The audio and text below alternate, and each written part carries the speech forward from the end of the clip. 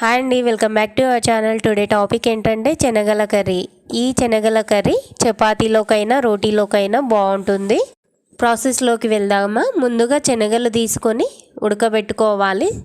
ఉడకబెట్టుకున్న శనగలు సైడ్ కుంచి ముందుగా కడాయి తీసుకొని 2 టేబుల్ స్పూన్ ఆయిల్ వేసుకొని దాంట్లో ఉల్లిపాయలు, పచ్చిమిరపకాయలు, కరివేపాకు, కొత్తిమీర వేసి వేయించుకోవాలి. అలా చిన్న మంటలో వేగనీయాలి. వేగిన తర్వాత గోల్డెన్ బ్రౌన్ కలర్ చేంజ్ అయిన తర్వాత పక్కకి ఒక ప్లేట్లో చల్లారనివ్వాలి. ముందుగా ఉడకబెట్టుకున్న శనగలు కూడా కొన్ని తీసి సైడ్కి పెట్టుకోవాలి. ఇందాక మనం ఫ్రై చేసుకున్నవి ఇవి శనగలు కలిపి మిక్సీ పట్టుకోవాలి. అలా మిక్సీ పట్టుకోవడం వల్ల పేస్ట్ అనేది చాలా థిక్గా వస్తుంది. కడాయి తీసుకొని ఆయిల్ వేసుకొని ఆవాల జీలకర్ర వేసుకొని ముందుగా మిక్సీకి పట్టుకున్న పేస్ట్ యాడ్ చేసుకోవాలి.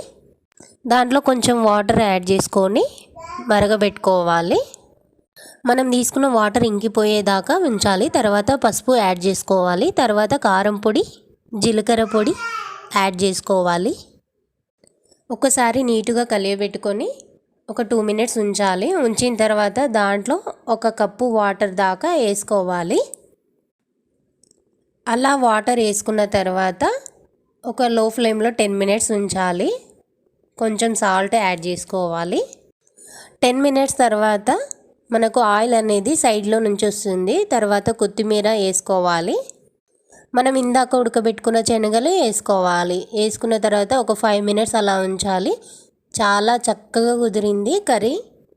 మీరు కూడా ఇలా చేసుకొని బాగుంటే ఒక లైక్ చేయండి. Thank you. Bye bye.